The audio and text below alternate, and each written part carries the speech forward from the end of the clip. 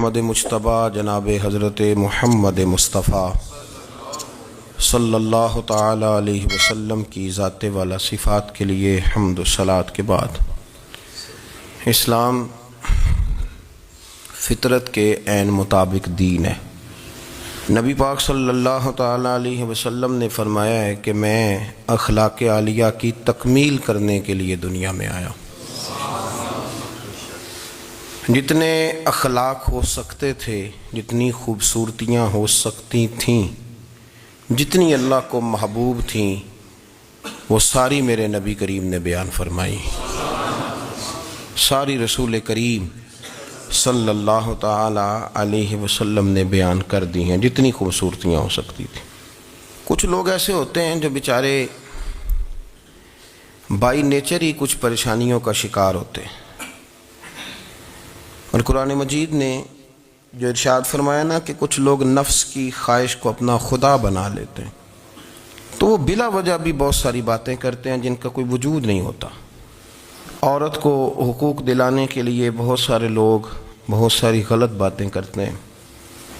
جو لوگ یہاں سے کسی کو لے جاتے تھے نا دبئی، دھوکہ دے کے اور لے جاتے تھے یورپ میں، عرب ممالک میں دھوکہ دے کے لے جاتے تھے، تو وہ بھی کوئی خواب ہی تو دکھاتے تھے کہ اتنے لاکھ تنخواہ ہوگی، اتنا کچھ ہوگا۔ وہاں جا کے پتہ چلتا تھا کہ جیب سے بھی دینے پڑیں گے کچھ۔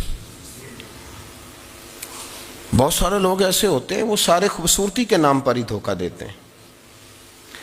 آپ کو پتہ ہے کہ جو آدمی کسی کو لالچ دیتا ہے تو کسی کو لوٹنے کے لیے اسے لالچ دینا بڑا ضروری ہوتا ہے۔ لوگ پہلے لالچ دیتے ہیں پھر لوٹتے ہیں، پہلے مکمل لالچ دیتے ہیں، یہ چیز مل جائے گی، یہ چیز مل جائے گی۔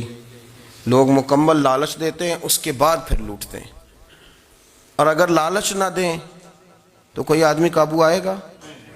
لوگ لوٹتے ہیں لالچ دے کر۔ اچھا، اب وہ جو جس کو لالچ دیا جا رہا ہوتا ہے وہ کہہ رہا ہوتا ہے کہ نہیں نہیں تمہیں نہیں پتا، وہ اس وقت ماننے کو تیار نہیں ہوتا۔ وہ کہتا ہے اتنی خوبصورت باتیں کر رہا ہے، اتنی اچھے پیغام دے رہا ہے، تم میرے دشمن ہو، تم مجھے منع کر رہے ہو۔ ہوش تب آتی ہے کہ جب سب کچھ لٹ جاتا ہے۔ عورت کو ویسے بھی قابو کرنا بڑا آسان ہوتا ہے۔ اعلیٰ حضرت بریلوی رحمۃ اللہ علیہ فرماتے ہیں بیٹیاں نازک شیشیاں ہوتی ہیں، ان کو تو ذرا سی چوٹ لگے تو ٹوٹ جاتی ہیں۔ دیکھیں کتنا بڑا جملہ کہا بریلی کے امام نے، نازک شیشیاں ہیں۔ ذرا کوئی آدمی گمراہ کرتا ہے، ذرا خراب کرتا ہے۔ اب دیکھیں نا، یہ جو بچیوں کو بچے مس گائیڈ کرتے ہیں، انہیں بڑے بڑے خواب دکھاتے ہیں، وہ بیچاری ماں باپ کو چھوڑ کے، بہن بھائی کو چھوڑ کے اس کے ساتھ شادی کرتی ہے، پھر جو اس کا بعد میں حشر ہوتا ہے، آپ ادلیاں نو سردار پہن تکے تے شرما والیاں نو جھوٹے ڈولیاں دے۔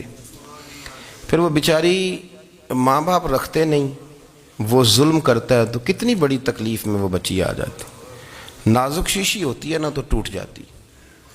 یہی حال اب جدید خواتین اور یہ جو کچھ اینکر پرسن ہیں، یہ اصل میں نا یہ آپ کو سیاست سکھاتے ہیں، لیکن یہ مادر پیدر آزاد لوگ ہیں، بالکل آزاد۔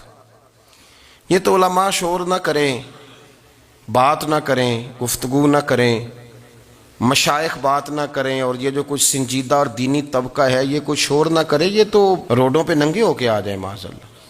خوفناک نظریہ رکھتے ہیں یہ لوگ۔ عورت کو کہتے ہیں تیرے حقوق ہم تجھے لے کے دیں گے۔ مثلاً وہ کون سا حق ہے جو تم نے لے کے دینا ہے؟ میرے نبی کریم صلی اللہ علیہ وسلم اس کو بیٹی بھی بنایا ہے، اس کو بہن بھی بنایا ہے، اس کو ماں بھی بنایا ہے، اسے بیوی کا عالی شان رتبہ بھی عطا فرمایا ہے۔ اور چونکہ بیٹی کا بھی حق بڑا بیان کیا جاتا ہے، بہن کا بھی، ماں کا بھی، اور بیوی کے معاملے میں لوگ سمجھتے ہیں کہ زیادہ بات نہیں کرنی چاہیے، شاید مسئلہ خراب ہو جائے۔ حالانکہ نبی پاک صلی اللہ تعالیٰ علیہ وسلم نے بیوی کے بارے میں پتہ کیا فرمایا؟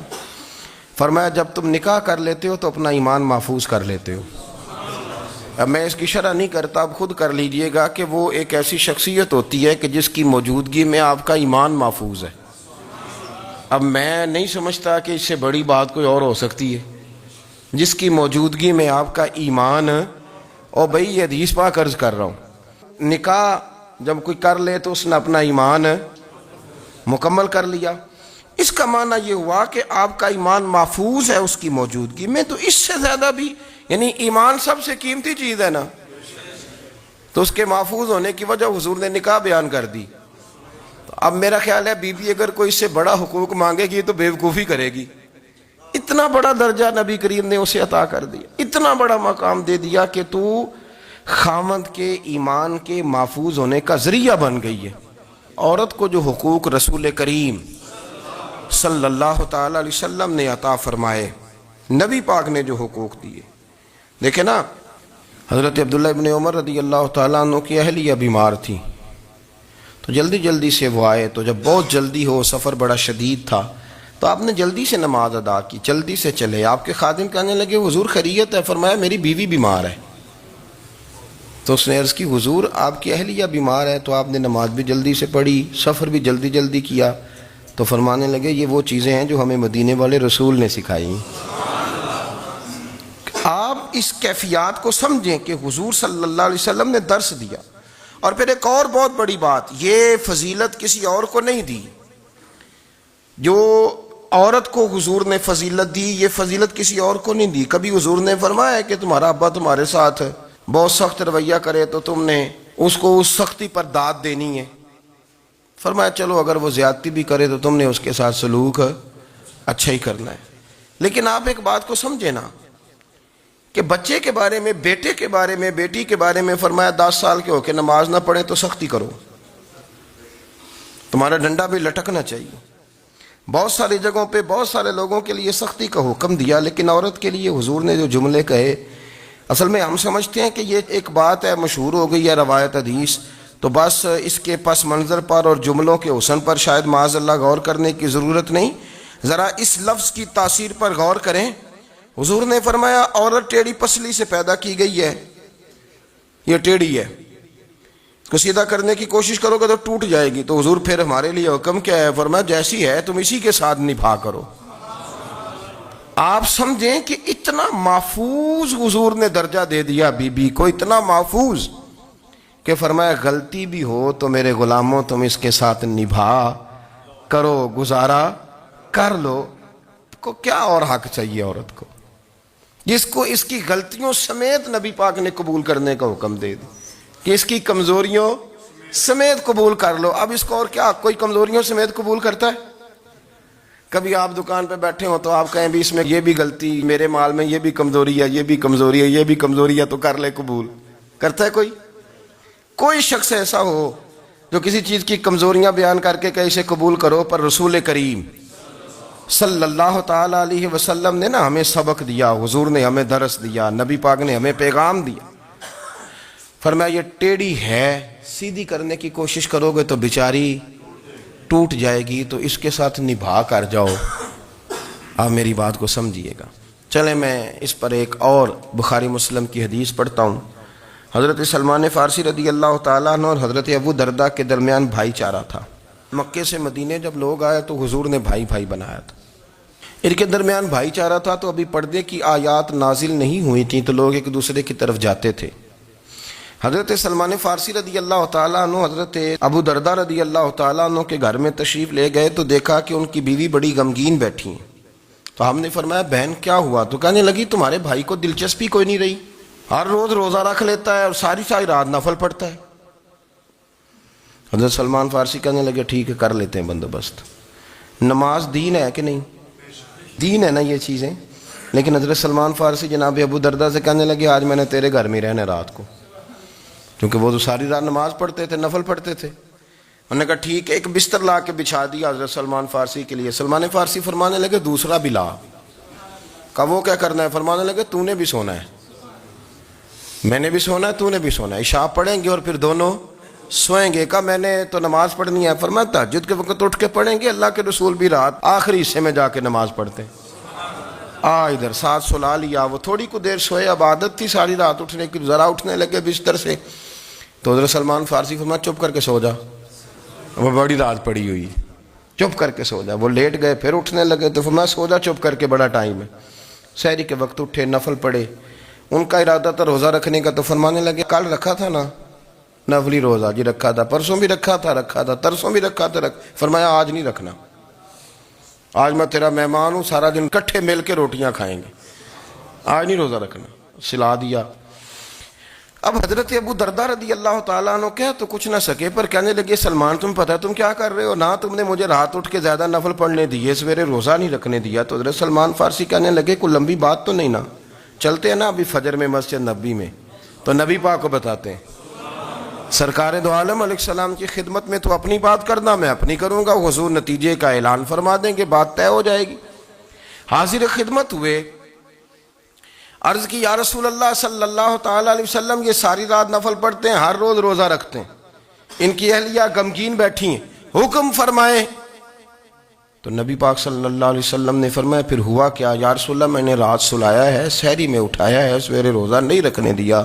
نبی پاک نے فرمایا سلمان فارسی نے ٹھیک کیا ہے، سلمان فارسی نے ٹھیک کیا۔ پھر حضور نے فرمایا، نبی کریم نے فرمایا ابو درداء تیرے اوپر اگر اللہ کا حق ہے، اس کے رسول کا حق ہے، دین کا حق ہے، تو فرمایا تیری آنکھ کا بھی تیرے اوپر حق ہے، تیرے وجود کا بھی تیرے اوپر حق ہے، یہ حضور نے فرمایا، تیرے بچوں کا بھی تیرے اوپر حق ہے، تیری بیوی کا بھی تیرے اوپر حق، اس حق کو بھی سمجھے۔ حقوق اللہ بھی ہیں، پر تیری آنکھ کا بھی تیرے اوپر، کیا مانا کہ تیری آنکھ سونا چاہتی ہے تو اسے سلا بھی، تیرے وجود کا بھی تیرے اوپر حق ہے، تو تیرا وجود آرام کرنا چاہتا ہے تو اسے آرام بھی کرا۔ اور پھر وہاں نبی پاک صلی اللہ علیہ وسلم نے فرمایا میں تم سب، سننا یہ لفظ حدیث کے، حضور نے اسی موقع پر فرمایا میں تم سب سے زیادہ اپنے رب کو جانتا ہوں اور میں تم سب سے بڑھ کر اپنے رب سے ڈرتا ہوں۔ حضور فرمانے لگے میں روزہ بھی رکھتا ہوں، افطار بھی کرتا ہوں، یعنی کبھی رکھتا ہوں اور کبھی نہیں رکھتا۔ فرمایا میں نفل بھی پڑھتا ہوں اور اپنی بیویوں کو وقت بھی دیتا ہوں۔ سرکار مسجد میں بھی آتے تھے، نواسوں کے ساتھ کھیلا بھی کرتے تھے، ان کے ساتھ پیار بھی کرتے تھے۔ تو اتنے بڑے حقوق حضور نے بیان فرمائے عورتوں کے کہ تمہاری بیوی کا بھی تمہارے اوپر۔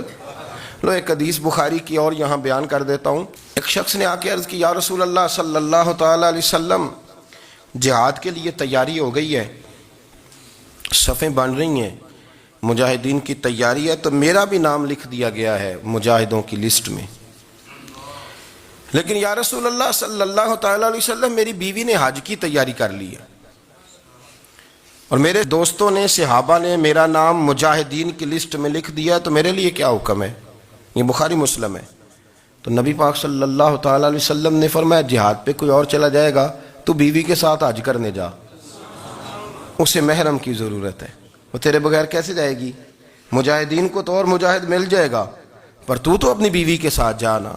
نبی پاک صلی اللہ علیہ وسلم نے مرد کو محافظ بنایا ہے، عورت کو مرد کا قیدی نہیں بنایا، بلکہ عورت کو حفاظت عطا کی اور مرد کو اس کا محافظ بنایا۔ اب بچیاں آزاد ہونا چاہتی ہیں، اور آزادی بھی وہ والی کہ جو بنیادی طور پر آزادی نہیں، فحاشی ہے۔ میں نے بہت پہلے کہا ہے کہ اسلام بیٹیوں کو قیمتی سمجھتا ہے، جس بندے کے پاس 20 تولے سونا ہو وہ چوک میں لے کے نہیں آتا، وہ قیمتی چیز ہے، اس نے چھپا کے رکھی ہوتی ہے۔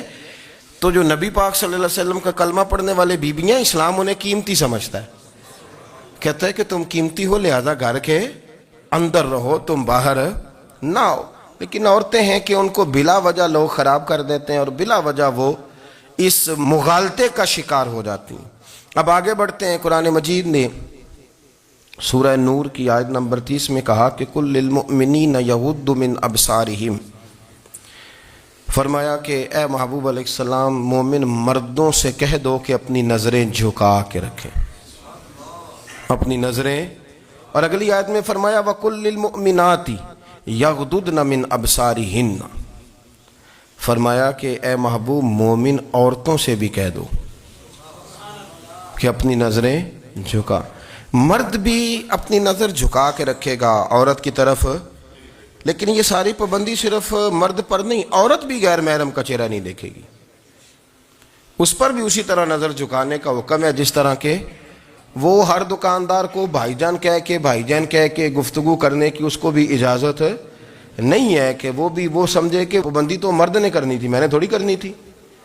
وہ جس کے پاس جائے، جہاں بھی جائے، ڈاکٹر کے پاس جائے، باہر جائے، تو وہ جس طرح مرضی اس کا دل چاہے وہ بات چیت کرے، اس کی عورت کو بھی اجازت اسلام نہیں دیتا۔ بنیادی طور پہ اسلام شرم و حیا کا دین ہے، حیا کی بات کرتا ہے۔ حیا کی جب ہم تعریف کرتے ہیں تو حیا کی تعریف یہ ہے کہ کوئی کبھی چیز دیکھ کے نا تو آپ کی طبیعت میں کراہت محسوس ہو، آپ کوئی غلط جملہ منہ سے نکالتے ہوئے ذرا جھجکیں، آپ کوئی غلط بات کرتے ہوئے تھوڑا بوجھ محسوس کریں۔ ہمارے ہاں تیزی سے فروغ پایا ہے بے حیائی نے۔ سنگیوں کی محفلیں، یاروں کی محفلیں، اس میں غلیظ گفتگو ہوتی ہے، الا ماشاء اللہ۔ جن دوستوں کو بڑی پاک صاف گفتگو کرنی چاہیے، دوستی کا رشتہ بڑا مقدس رشتہ ہے، جو یہاں ایک دوسرے سے پیار کریں گے جنت میں بھی اکٹھے داخل کیے جائیں گے۔ شرط یہ ہے کہ پیار اللہ رسول کی رضا کے لیے ہو، لیکن اس کے اندر اگر آپ کی گفتگو کچی ہو، کمزور ہو، فحاشی والی ہو، عریانی والی ہو، وہ ہمارے ہاں تو اب اس کو لوگ فیشن سمجھتے ہیں، اس کو مردانگی کی علامت سمجھتے ہیں کہ وہ جی ساری باتیں جی وہاں ہو گئیں، اور جس کا جو جی چاہا اس نے کہا۔ آپ جب حیا کے دائرے میں ہوتے ہیں تو آپ خود بھی سکون محسوس کرتے ہیں۔ دیکھیں نا، آپ کو نیند سکون سے کہاں آتی ہے؟ جہاں کمرہ بند ہو، چاروں جانب دیوار ہے، اوپر چھت ہے، خالی دروازہ بھی کھلا ہوا ہونا تو جب بندہ سکون لینا چاہتا ہے تو کہتا ہے یار ذرا دروازہ ذرا بند کر دو۔ وہ اچھی طرح اپنے آپ کو چھپا لیتا ہے نا حیا کے پردے میں، تو اللہ اسے سکون عطا کرتا ہے۔ اور جو اس سے بھی زیادہ ٹھنڈی نیند میں جانا چاہتا ہے وہ کہتا ہے لائٹ بھی بند کر دو۔ اب وہ مکمل طور پہ سمجھتا ہے کہ میں چاروں جانب سے چھپ گیا ہوں، اگر میں کھل کے بھی سو جاؤں گا تو میرا چونکہ پردہ قائم ہے تو مجھے کوئی دشواری نہیں ہوگی۔ آپ جب چھپ جاتے ہیں، جب آپ حیا کے اندر سمٹ جاتے ہیں، جب آپ چادر کے اندر آ جاتے ہیں تو آپ بہت ساری جگہوں پہ آسانی محسوس کرتے ہیں۔ تو حیا تو آپ کو سکون دیتی ہے، حیا تو دل کو راحت دیتی ہے۔ میں بڑی ذمہ داری سے بات عرض کرتا ہوں، قرآن مجید نے نا ایک مقام پہ مذاق کو، ایک مزاح ہوتا ہے خوش طبی، وہ نہیں، مذاق اڑانا، قرآن پاک نے نا مذاق کو ایک جگہ پہ جاہلوں کا طریقہ بھی قرار دیا ہے۔ بنی اسرائیل کے لوگوں سے حضرت موسیٰ نے کہا کہ گائے ذبح کرو اور ایک ٹکڑا مقتول کو مارو، زندہ ہو کے خود بتا دے گا مجھے کس بندے نے قتل کیا۔ تو کہنے لگے آپ ہمارے ساتھ مذاق کر رہے ہیں۔ تو قرآن مجید کہتا ہے کہ حضرت سیدنا موسیٰ علیہ السلام فرمانے لگے اعوذ باللہ ان اکون من الجاہلین، فرمانے لگے میں اللہ کی پناہ مانگتا ہوں کہ میں جاہلوں میں سے ہو جاؤں۔ یہ مذاق کرنا تو جاہلوں کا طریقہ ہے۔ اگر آپ کی زبان سے بے حیائی کا جملہ نکل گیا، اگر آپ کی زبان سے بے حیائی کا جملہ نکل گیا، آپ نے کہہ دیا کہ ہم آزاد لوگ ہیں، جو مرضی کریں گے، جو مرضی کہیں گے، جو ہمارا دل میں آئے گا کریں گے، تو پھر تو لوگ آپ کا وہ حشر کریں گے کہ آپ سے برداشت ہی نہیں ہوگا۔ جس کا لوگ مذاق بنا لیتے ہیں اور جو مذاق بن جاتا ہے پھر اسے کچھ جینے دیتا ہے۔ آپ حیا کی چادر میں چھپیں گے تو بچیں گے۔ اگر آپ نے اپنا مذاق بنوا لیا یہ کہہ کے کہ میں نے مرضی کرنی ہے، پھر یاد رکھنا چھپنے کو جگہ نہیں ملے گی، پھر تکلیف میں آ جائیں گے، پھر بہت بڑی اذیت کا شکار ہو جائیں۔ شرم و حیا، عرب کے اندر جو کنواری لڑکیاں تھیں ان میں بڑی حیا ہوتی تھی۔ الحمدللہ میں بڑے فخر سے کہتا ہوں کہ میرے پنجاب کی، میرے پاکستان کی بیٹیاں بھی 20 دفعہ ان کا ابا کہے تیری شادی کرنی ہے تو وہ آنکھ نہیں اٹھا پاتی آج بھی۔ یہ تو وہ چند لوگ ہیں جو کہتے ہیں ہم ہائی کلاس ہو گئے، ہمیں نہیں پتا کہ وہ روشن خیال ہو گئے ہیں کہ روغن خیال ہو گئے، پتہ نہیں کدھر چلے گئے۔ ورنہ ہماری بیٹیاں آج بھی جب ان سے ان کا باپ، ان کی ماں بات کرتی ہے تیری شادی کی، تو وہ تو شرم کے ساتھ پچھلے سے پچھلے کمرے میں چھپتی ہیں۔ یہ اللہ نے فضل کیا ہوا ہے اس ملت پر۔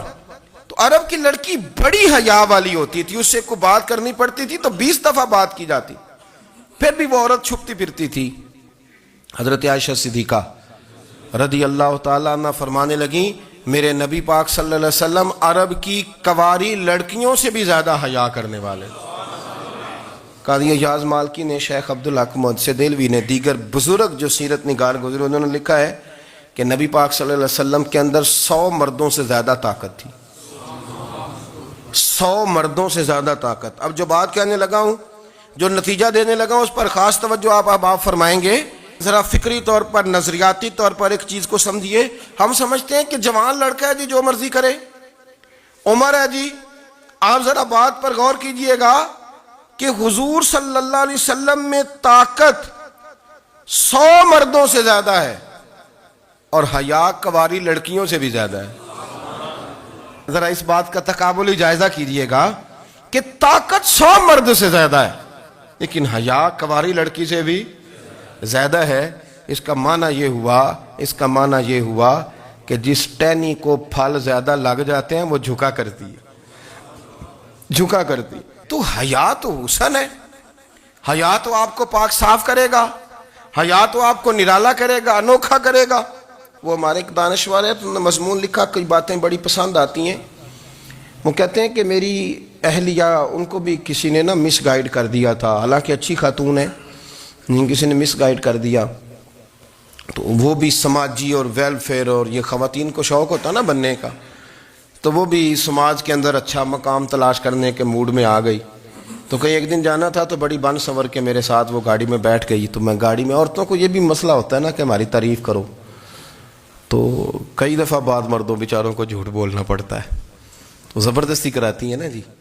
تو اس میں گنجائش بھی دی ہے شریعت نے گنجائش دی ہے کہ کبھی بیوی کو راضی کرنے کے لیے خلاف واقعہ بات کرنی پڑے تو کر لینی چاہیے.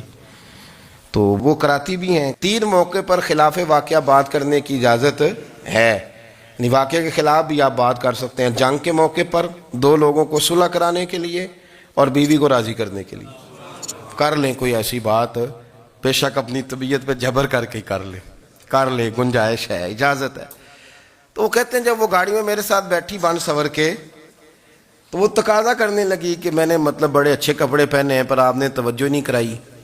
تو وہ سیاںا بندہ تھا, وہ چاہ رہا تھا کہ میری خاتون سمجھ جائیں. وہ کہتے ہیں مجھے پتا تھا کہ بیچاری مس گائیڈ ہو گئی ہے, دل کی بڑی اچھی ہے, سیاਣੀ ہے, لیکن اس کو کچھ خواتین نے, کچھ لوگوں نے مل کے اس کو ذہن غلط کر دیا ہے کہ سماج میں نکلو, باہر جاؤ, کام کرو, فلاں کرو, اپنی مرضی سے جیو. تو میرے ساتھ گاڑی میں بیٹھی کہیں جانے کے لیے, تو مجھ سے کہنے لگی کہ آپ نے میری طرف توجہ ہی نہیں کی, آپ نے کوئی ذکر ہی نہیں کیا کہ میں کیسی لگ رہی ہوں. تو وہ کہتے ہیں میں نے اسے کہا کہ اگر تو ناراض نہ ہو تو پھر میں صحیح والی تعریف کر دوں. تو اس نے کہا کہ آپ کر دیں. تو کہتے ہیں میں نے درد سے اور خلوص سے اپنی بیوی سے کہا, خلوص کے ساتھ. میں نے کہا میں تو روز گھر ہوتا ہوں, روز شام کو گھر ہوتا ہوں. اگر تو میرے لیے تیار ہوتی تو میں تیری تعریف کرتا, لیکن آج تو باہر جانے کے لیے تیار ہوئی, تو پھر ان سے تعریف کی امید رکھ جن کے لیے تو نے تیاری کی ہے. میرے لیے تیاری کرتی تو میں تو ہر شام تیرے پاس ہوتا ہوں. کہتے وہ میرے لفظوں میں درد تھا تو وہ بھی رو پڑی. اور کہنے لگی آپ گاڑی روک دیں, مجھے باہر جا کے کسی کو راضی نہیں کرنا, میں نے اسے راضی کرنا ہے جس کو رب کریم نے میرا شوہر بنایا اور میرے لیے منتخب کیا ہے میرے ماں باپ کو. میں واپس لوٹتی ہوں. یہ ایک پہلو ہے سلگتا ہوا, اس کو سمجھا جائے. رسول کریم صلی اللہ علیہ وسلم عرب کی کواری لڑکیوں سے زیادہ حیا والے تھے. کواری لڑکیوں سے زیادہ حضور حیا فرمایا کرتے تھے.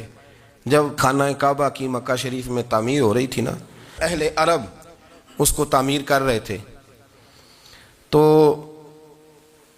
نبی پاک صلی اللہ علیہ وسلم اپنے چچا حضرت عباس کے ساتھ خانہ کعبہ کی تعریف میں مصروف تھے. تو عرب کے لوگ چونکہ لمبا کرتا پہنتے تھے پیروں تک, تو نیچے اگر کسی وقت کوئی چیز نہیں بھی ہوتی تھی تو کسی کو وہ نظر نہیں آتی تھی, چونکہ پردہ رہتا تھا, ایک لمبا کرتا پہنا ہوا ہوتا تھا.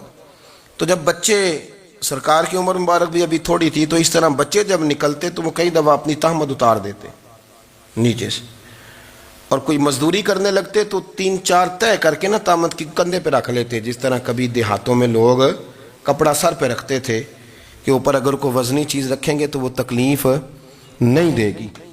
نبی پاک صلی اللہ علیہ وسلم بھی سب لوگوں کے ساتھ خانہ کعبہ کی تعمیر میں شامل تھے. تو حضرت عباس رضی اللہ تعالیٰ عنہ نے کہا حضور سے, ابھی اللہ نے نبوت بھی نہیں فرمایا تھا, بھتیجے آپ بھی تہمت اتاریے, یہ صحیح مسلم میں حدیث موجود, اور اس کو کندھے پہ رکھ لیجیے, آپ اینٹیں اٹھا کے لا رہے ہیں تو ذرا آپ کو تکلیف نہیں ہوگی. تو سرکار دو عالم صلی اللہ علیہ وسلم سے یہ بات کہی, اور پھر جلدی سے حضور کی تہمت کو نکال کے حالانکہ لمبا کرتا پہنا ہوا ہے, تو وہ جیسے ہی ان کے کندھے پہ رکھا اینٹیں رکھنے کے لیے, تو سرکار تو زمین پہ گر گئے, بے ہوش ہو گئے, آنکھیں آسمان کی طرف, اور پھر حضور پکار رہے ہیں آزاری آزاری آزاری, میرا تہمت دے دو, میرا تہمت دے دو. کبھی کوئی شخص اس وجہ سے بھی بے ہوش ہوا ہے کہ میرے وجود سے کپڑا اتر گیا ہے؟ حالانکہ سرکار پر وہ بے ہوشی بھی نبی پاک کا وہ جو غلبہ ہے نا شرم و حیا کا، اس کی وجہ سے ہوئی، ورنہ تو حضور فرماتے ہیں کہ میری آنکھیں سو جاتی ہیں، دل تو میرا اس عالم میں بھی جاگتا رہتا ہے۔ تو سرکار زمین پہ تشریف لے آئے، آنکھیں میرا طامت دے دو، میرا طامت دے دو، تو جلدی سے انہوں نے طامت دیا تو حضور نے باندھ لیا، پھر طبیعت مبارک میں تسلی ہوئی۔ یعنی ہم اس رسول کے غلام ہیں کہ جن کے تو وجود سے کپڑا اتر جائے تو حضور برداشت نہیں کرتے، قبول نہیں فرماتے، تکلیف شروع ہو جاتی۔ لیکن یہاں نوجوان ہیں اور بڑا قد کاٹ ہے اور بڑے بڑے سمجھدار لوگ ہیں، گرمی آتی ہیں تو شارٹ کپڑے پہن کے گھومتے ہیں، ان کو خیال نہیں کہ یہ وہ والا لباس ہے جو باہر تو کیا گھر میں اماں کے سامنے نہیں پہننا چاہیے، بہنوں اور بیٹیوں کے سامنے نہیں پہننا چاہیے۔ آپ کی گفتگو میں شرم و حیا ہو، آپ کے لب و لہجے کے اندر حسن ہو۔ آپ کو پتہ ہے نبی پاک صلی اللہ علیہ وسلم نے فرمایا میری امت میں سب سے زیادہ حیا کرنے والے عثمان غنی ہیں، عثمان غنی سب سے زیادہ حیا کرنے والے۔ آپ فرمایا کرتے تھے جب سے حضور کا چہرہ دیکھا ہے میں نے کبھی اپنی شرمگاہ بھی نہیں دیکھی، میں نے آنکھوں کا وضو نہیں توڑا، اور جب سے حضور کے دست مبارک میں نے بیعت کے لیے سیدھا ہاتھ بڑھایا تو پھر سیدھا ہاتھ میں نے کبھی گندگی کو نہیں لگایا۔ حیا تھی۔ آپ باتھ روم کے اندر بھی غسل فرماتے تھے تو کپڑوں سمیت کرتے تھے۔ کسی نے کہا حضرت جی واش روم کے اندر کیوں نہیں کپڑے اتارتے؟ آپ فرمانے لگے باہر بندوں سے حیا کرتا ہوں، اندر جاتا ہوں تو رب سے حیا آنی شروع ہو جاتی، وہ تو دیکھ رہا ہے نا۔ تو میں جو بات آپ کی خدمت میں عرض کرنا چاہتا ہوں اس کو آپ سمجھیے گا میرے عزیز، کہ شرم والا مزاج، گفتگو بھی شرم والی، آنکھیں بھی شرم والی، لباس بھی شرم والا، دوستی یاری بھی شرم والی، بہت ساری ایسی باتیں۔ دیکھیں نا آپ ذرا، میں نے کہا کہ باتوں کو سن کے گزر نہ جایا کریں، اس کی گہرائی پر غور کریں۔ حضور علم کا سمندر ہے، سرکار سے زیادہ علم دنیا میں کسی کے پاس موجود نہیں ہے، اور صحابہ کو موقع ملا ہوا ہے اس سمندر سے فیض لینے کا، لیکن ان کی حالت یہ ہے کہ حضرت علی المرتضیٰ فرماتے ہیں 14 دن گزر جاتے، حضور سے کوئی سوال پوچھنا ہوتا تھا پر میں شرم کے مارے نہیں پوچھ پاتا تھا۔ 14 دن بخاری شریف میں موجود ہے۔ ایک دن نبی پاک صلی اللہ علیہ وسلم نے پوچھا صحابہ سے کہ وہ کون سا درخت ہے جس کے پتے نہیں گرتے، اور وہ درخت اس طرح ہے جس طرح مومن ہوتا ہے، وہ درخت میرے مومن کی طرح بتاؤ۔ حضرت عبداللہ ابن عمر فرماتے مجھے پتا تھا کہ وہ کھجور کا درخت ہے، لیکن چونکہ ابو بکر صدیق بھی بیٹھے ہیں، عمر فاروق بھی بیٹھے ہیں، مولا علی بھی بیٹھے ہیں، عثمان غنی بھی بیٹھے ہیں، اتنے جید لوگ بیٹھے ہیں، تو مجھے حیا آتی تھی کہ میں کیوں جواب دوں۔ کہتے سرکار نے کئی دفعہ پوچھا، لوگوں نے کئی اور درخت بتائے، پر فرمایا تمہارا جواب درست نہیں ہے۔ آپ حیا کے اس پہلو پر غور کریں کہ سوال کا جواب آتا ہے، سوال کا جواب، یعنی مجھے سوال کا جواب آتا اور پھر میں دوں نہ، مجھے بدعزمی نہ ہو جائے گی؟ یہ کیسے ممکن ہے کہ میری رات گزر جائے، مجھے پتا بھی تھا اور میں نے بتایا نہیں؟ بہت سارے لوگ آ کے بہت ساری باتیں بتاتے ہیں، بہت ساری باتیں وہ سمجھاتے ہیں، تو ہم غور سے ان کا چہرہ دیکھنے لگ جاتے ہیں، کہتے ہیں یار اس کا تو دعویٰ تھا کہ میں سمجھنے آتا ہوں، تو یہ تو ہمیں سمجھا رہا ہے، چلو الحمدللہ ہم سمجھنے کو تیار ہیں۔ لیکن میرے عزیز پتہ بھی ہے جواب کا، علم بھی ہے، لیکن فرماتے ہیں میری حیا نے مجھے اجازت نہ دی کہ میں جواب دوں۔ آپ فرماتے ہیں پھر حضور سے صحابہ نے عرض کی کہ یا رسول اللہ آپ ہی بتا دیں وہ درخت کون سا ہے، تو حضور نے فرمایا بھئی وہ کھجور کا درخت ہے۔ تو آپ فرماتے ہیں میں دل میں کہہ رہا تھا کہ الحمدللہ میرا جواب درست ہے، حالانکہ میں نے جواب دیا ہی نہیں۔ تو لفظوں میں حیا، جملوں میں حیا، آنکھوں میں حیا، اٹھنے میں حیا، بیٹھنے میں حیا، چلنے میں حیا ایک خوبصورت حسن ہے، اور نبی پاک صلی اللہ علیہ وسلم نے فرمایا جب تو بے حیا ہو جائے نا پھر تو آزاد ہے، پھر تو جو مرضی کا، پھر تو جو، اس لیے بزرگ جب کسی کو بے حیا کہتے تھے نا، اللہ اکبر، اور جب کسی کو کہتے تھے نا یہ بے حیا ہے تو لوگ سمجھتے تھے کہ کوئی ہلکی سی بات کر دی ہے، لیکن ان کا معنی یہ ہوتا تھا کہ بس بھائی اب اس کے ساتھ کوئی کلام کرنے کی ضرورت ہے، اس کو اب اصلاح کی ضرورت نہیں، یہ بے حیا ہے۔ کیا معنی؟ کہ اب یہ جو اس کے دل میں آئے گا وہ کرے گا، جو اس کی طبیعت چاہے گی وہ کرے گا، اب یہ کسی پہلو بھی قابو آنے کو تیار بے حیا ہو گیا۔ بے حیائی بہت بڑا عیب ہے، اور جو لوگ کہتے ہیں کہ ہمیں بالکل آزادی ہونی چاہیے، ہمارا اپنا جسم ہے تو ہماری اپنی مرضی چلے گی.